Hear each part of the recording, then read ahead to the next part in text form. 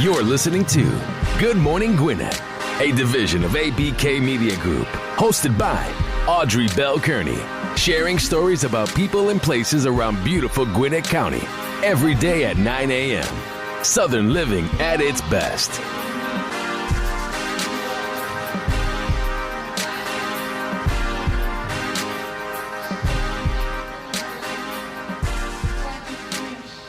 Hey, welcome back. Listen, I'm back, y'all. I'm still here at the Get Connected Parents Expo in Snellville, Georgia, and I got another guest sitting at the table with me right now. Her name is Ms. Dar'Shun Kendrick. She's the Georgia House of Representatives, District 93. Welcome. You're welcome. Well, thank you so much for welcoming me, and thank you to everybody who's listening. Yes.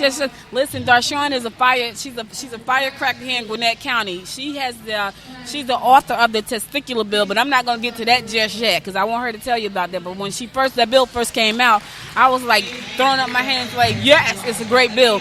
But Dar'Shun, tell people a little bit about you, because I know you got a lot of stuff that you do. Tell people who you are and what you do. Yeah, I do have way too much going on, but I love the work that I do. So I was born and raised here in the state of Georgia. I live in DeKalb County, although I represent DeKalb and Gwinnett County. But I've been serving in the House of Representatives for the last 10 years. It'll be 10 years next year. I got elected at the age of 27, and now I serve as the Chief Deputy Whip of the House Democratic Caucus, so I'm in leadership. I serve on the Juvenile Justice Committee, the ranking Democrat on the Criminal Justice Committee, and serve on a Special Rules Committee. But my background is actually in law and communications. So I have an undergrad degree from Oglethorpe University, which is in Atlanta, Georgia, in political science and communications, and a law degree from the University of Georgia, and an MBA from Kennesaw State University. So I do capital raising. I'm a capital raising attorney, but I also do general compliance work, doing consulting on a variety of different issues and representing companies all over the nation, so using my MBA and putting it to work. So that's a little bit about me. My family all stays here, and I just love particularly entrepreneurship. And I'm so excited to have made some purchases from some small businesses here at the expo, particularly from a young lady who's in the 5th grade. I interviewed her already. And she is just doing amazing things. And I bought some cute little Afro dolls from her. Of course, I got an Afro myself, so I was particularly pleased to have an opportunity to support her. So this is a great expo for those of you that are listening. And if you don't make it out this year, hopefully you'll come out next year. Listen, I already interviewed Kennedy. Kennedy was my first interview. They announced that I was interviewing all the vendors, and she came and ran, and I said, that's what I'm talking about, baby. You never turn down a PR opportunity. She was my first interview. Then her brother followed. He's like 5. He's like 8, so he's in like the 3rd or 4th grade. But thank you so much. Like, you know, your schedule is pretty full. How do you balance being the House of Representative, and a business at the same time? Well, you know, I say no a lot. I can't be at all places, at all things. There's probably at least 3 things I could be doing right now in the district or just in DeKalb or in general, but I have to prioritize. I make sure that I take care of myself. I think that is probably the number one thing that people have to do in order to stay productive. I have to take care of myself. I get up, I meditate, I pray, I eat healthy, I exercise every single day, no matter what I have to do. And that's good. And that keeps me going. I get up at 5 o'clock in the morning. Most people know that I'm notorious for getting up. Rain or shine, holidays or weekends, I get up at 5 o'clock every single day. Wow. But I love the morning, and it allows me to be super productive. I get more done by probably 10 a.m. than most people get done all day because it's a time when nobody's bothering me. Right, exactly. So I have my own little things that I do that I think help contribute to it. So now tell us what what did you call it? Capital raising. Capital raising. What is that? So essentially what I do is I help companies, some nonprofits, but mostly for-profit companies. I help them to come up with a financing strategy. So if you want to raise money or feel like you're at that point, what are some options to raise capital? Are you in a position to raise capital? What is your strategy to get there? And then we do all the compliance and paperwork, internal paperwork needed to get that done. So is this open to small business owners, or do you have to be a certain level in your business? No, it's for small business owners. It doesn't really matter the size of the business. What matters is that you're in a growth phase, Okay. right? So you're growing, and you believe that you need more capital, and then obviously you're willing to put in the investment in order to do so, because it's not a cheap process. Right. It's not an easy process. Right. But so long as you are willing to put up that time and those resources to get it done, that's mostly what we look for. So that's cool, because I know I talk to a lot of small businesses, and most of the time, one of the biggest issues is lack of capital, or the lack of access to capital, or they don't know that there's access to capital. So when you talk about doing capital raising, what is the smallest amount of capital you have a company raise? Is there a cap on that, or is there no limit?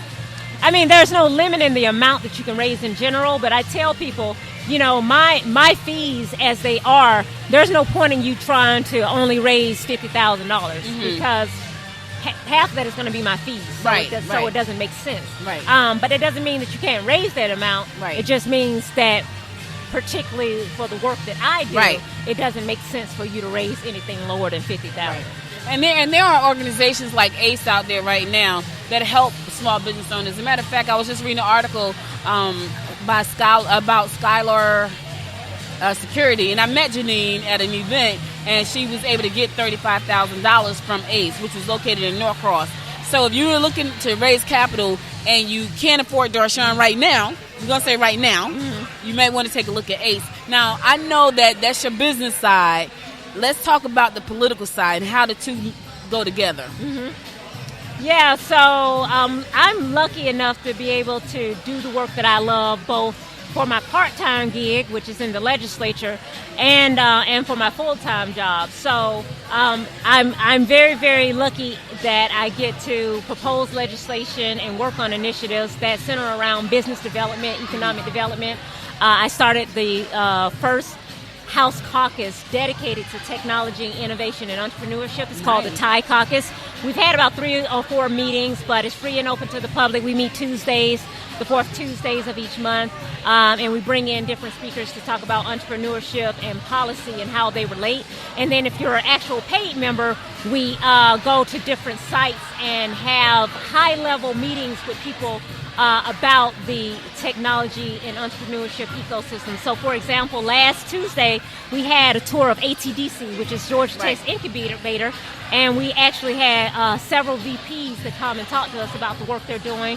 We heard testimony from 2 entrepreneurs doing work there, female entrepreneurs, so I was really excited, and then got a tour. And nowhere else in the state are you going to see the merging of policymakers and people who are on the ground doing the work in this space, going and developing policy and listening to speakers and getting high-level briefings, essentially, about what's going on in Georgia. So I'm really, really proud of that work. And just a note, so ACE Loans, I love Grace Fricks. And, of course, they have a women's center here in Norcross. If you're looking to get debt capital, which is different than the equity capital, I'm more in the equity capital space, then they are a wonderful provider. They just set up an office in the H.J. Russell Entrepreneurship Center, the Rice Center, that's led by Jay Bailey. So they have a permanent office space, so I was able to speak to their person, 2 of the people in their office last week. And they're doing great things, and they give the most number of loans to, in the Southeast, I want to say to either African Americans or females, but Grace Fricks has a specific mission on making sure that she gives out those loans to underrepresented groups and communities. So I commend them for the work that they do. All right. See, we got some good people doing some great work right here in Gwinnett County, and I really applaud you for that. Now I got another interview, but I gotta let you talk about the heartbeat bill and the testicular bill, because I interview people and we talk about that. When I heard the heartbeat bill, I thought it was terrible. But when I heard your bill, I thought it was good, but I thought it was kind of funny. So tell people a little bit about your bill, because I talked to somebody and they was like, yeah, she should get them. So yeah, and this bill was sort of tongue-in-cheek, so that's why I found humor in it. Yeah. And the purpose of it, which it accomplished beyond my wildest dreams, is to change the conversation, to flip the script, and let's talk about men and their reproductive rights. Right? So people, when I sent out that tweet, because it started out as a tweet that I sent out and went viral, it really was to make sure that the conversation changed so that men were in the hot seat. And I got all types of people who thought I was crazy, and people who, again, thought it was a good idea. But the purpose was to get people talking, and it accomplished exactly that. So whether you think it's crazy or whether you think it's a good idea, the purpose is to point light on the fact that if we're going to have a discussion about reproductive rights, women's reproductive rights, which we're always having, then let's talk about men, because they are just as susceptible to having their testicles regulated just like women. Right. You know, one of the parts of the bill that got me was the part when you say in the womb, when the woman becomes pregnant, child support starts. Yeah, and that actually made it into the final version of the heartbeat bill. Version of it. Really? So when you think something's so crazy, there's always another politician that thinks it's a great idea. So what happened is when the bill went over to the Senate, based on my tweet, they never gave me credit for it, but essentially they put it into the bill, and they said instead of child support, you have to pay half of the medical expenses and some of the living expenses of the mother. So wow, it actually made a version of it made it into the final version. Wow, of the I bill. didn't know that. Yeah. So now I'll be talking about that. Wow. So listen, thank you so much. Thank Tell you. people how to get in contact with you. So to get in contact with me on the legislative side, I have a website. It's just KendrickForGeorgia.com, KendrickFor Georgia spelled out.com. You can always call my office, which is 404-656. I just moved offices. 404-656-0109. Or you can email me at dkendrick@KendrickForGeorgia.com. And if you would like to do the business side, you can always go to www.kaag.co. So that is what keeps me employed and keeps me doing all the great things and work that I get to do. So thank you so much. Thank you so much for being here. I'll still be here. I got more entrepreneurs just waiting right now, and they're taking a seat at the table. We're right here to Get Connected Parents Expo in Snellville, Georgia, shining the spotlight on depression and mental health. Sponsored by Monica Douglas Davis. She's doing a great job. She's a therapist here in Gwinnett, and she's helping families who are struggling with mental health issues. So I'll be back in a few minutes with another interview right here on the Good Morning Gwinnett Show. And I know it's almost afternoon right now, and I'm normally not on the air at this time of the day, but because I'm here broadcasting live from this event, I'll be back with another good entrepreneur or a politician or a community leader right here to sit at the table. Stay tuned.